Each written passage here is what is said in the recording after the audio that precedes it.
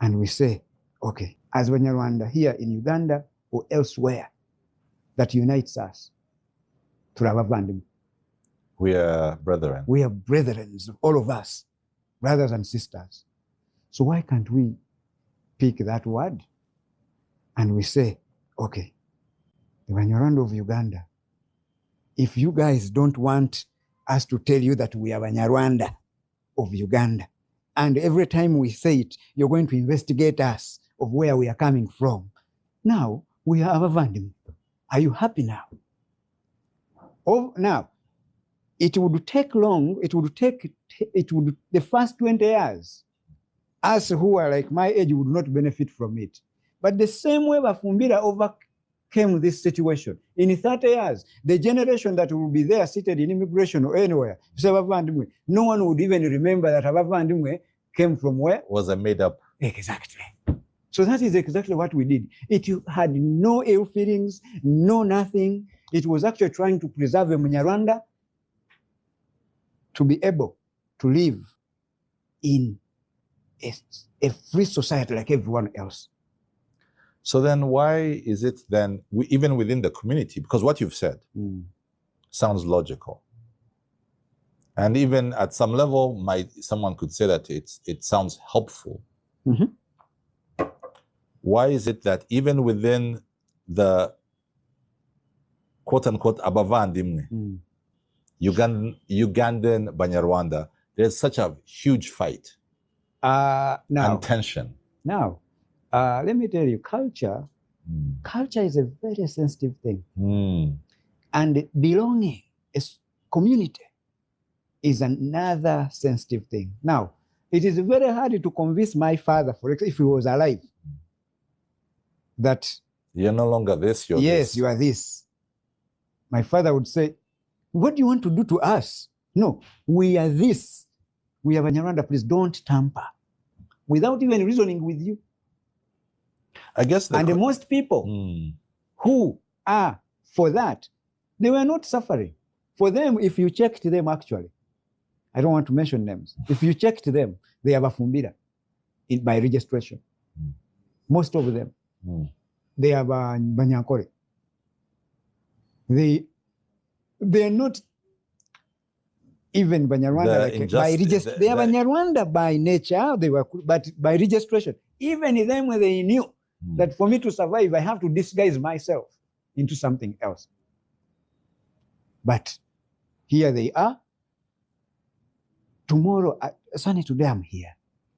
I can't guarantee that in the next 50 years I'll be here. But my children and their children will be here.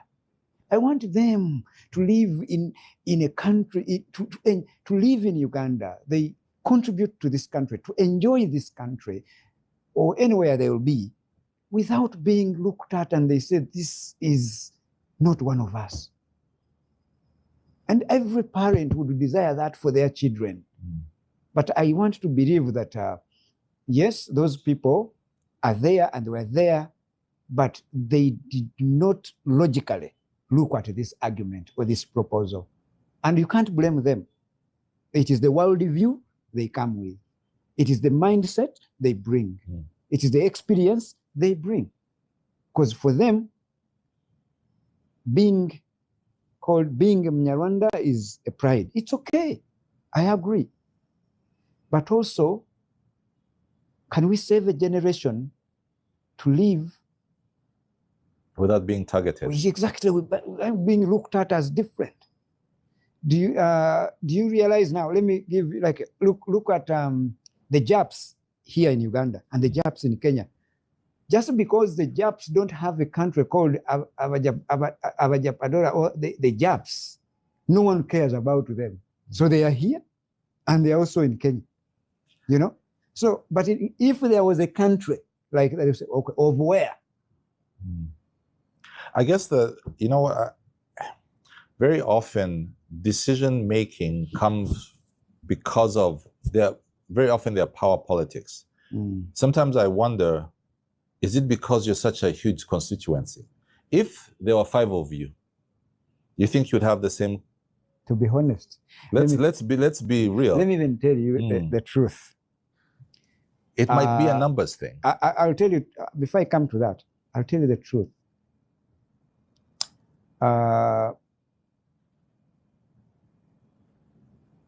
Even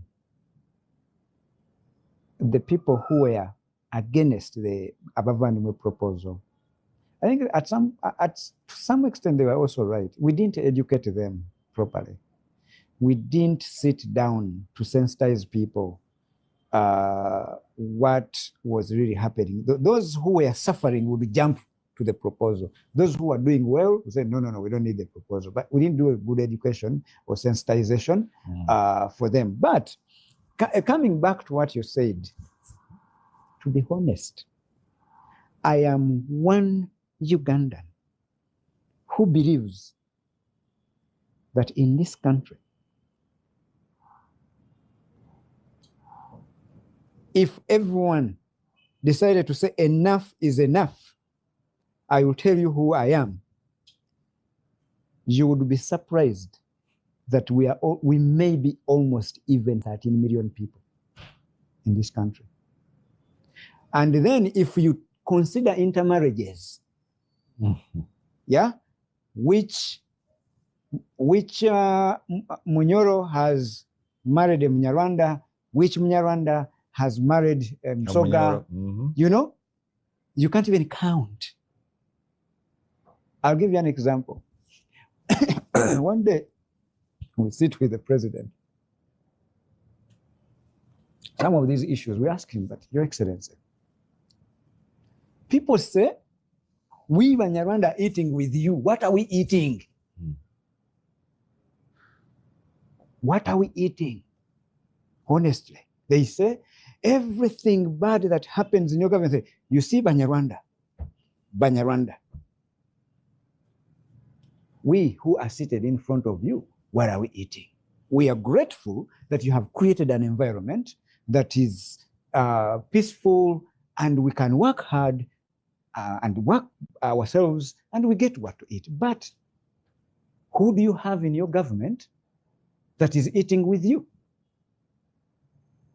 The president mentioned the people. You know, he mentioned the people. I was surprised. I didn't know that they were Banyarwanda.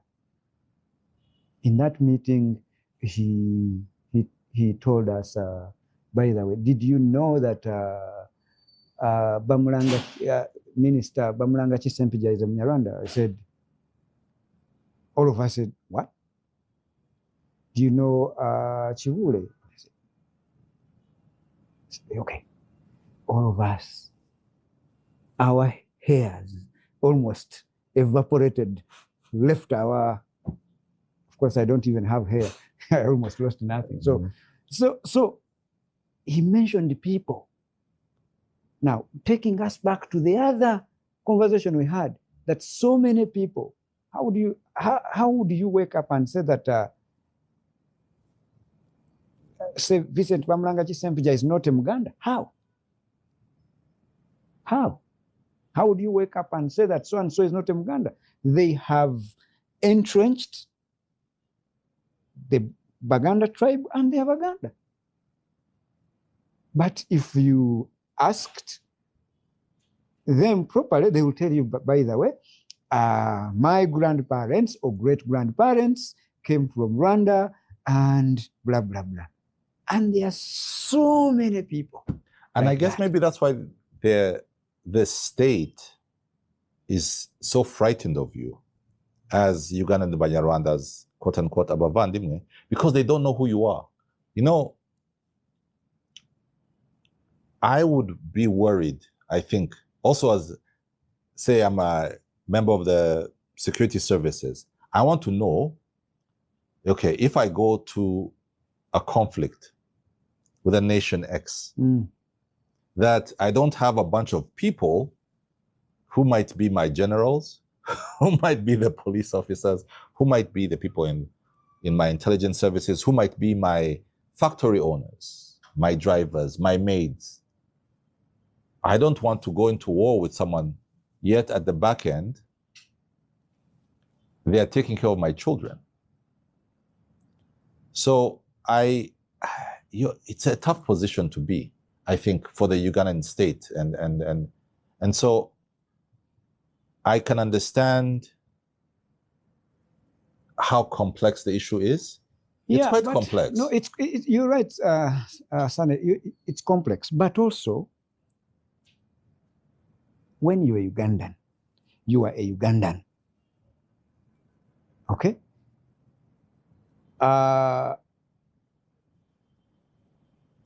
Germans, you look at Germans and say Americans. You think that America, there is a person, I mean, those red Indians, maybe they are the ones who... Aboriginals. Yes, they're inhabitants of what? The Aboriginals, yeah? They are the ones, that indigenous community. They are the ones who can claim ownership to be of that land. Of the land. But everyone else, even the entire Canadian community, most of them, they have come from somewhere. The difference is, when did you come? So, but when they wake up and they are in an unfortunate situation that, okay, politics has really become sour and agreement, you can't reach an agreement. When they are fighting, everyone fights for their country. They don't remember that I came from where, because now the army has a discipline, and that's what must be followed. But I can't explain what happens there because I'm not one. But one thing I also have to emphasize is that why do we even have to deteriorate to that extent of the first thing we are going to even worry about is when we start fighting. Why should we even fight in the first place? True. Yeah. Why can't we be one? Growth and development and transformation comes from unity. So we shouldn't even be thinking about fighting. We should actually be looking at when Uganda is here, Rwanda is here, Kenya is here, Tanzania is there. Whoever attacks us as a community of these countries, whoever attacks one attacks us all.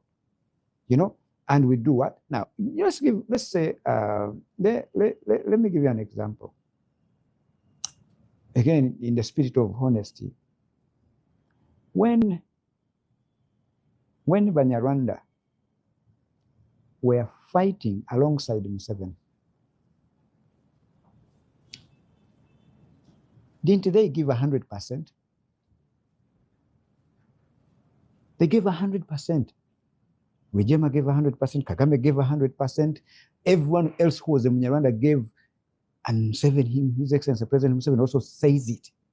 They died like every other person, the way they died. If a bullet came, he didn't choose to go through a crowd of people to choose Msoga or Mtoro. No, if it came in your direction, it chose that person. So they started together, they died together, they survived together as one team. Where did that discipline go? It was time to start eating. No, sometimes we shouldn't eat ourselves. Yes, you eat food, don't eat yourself.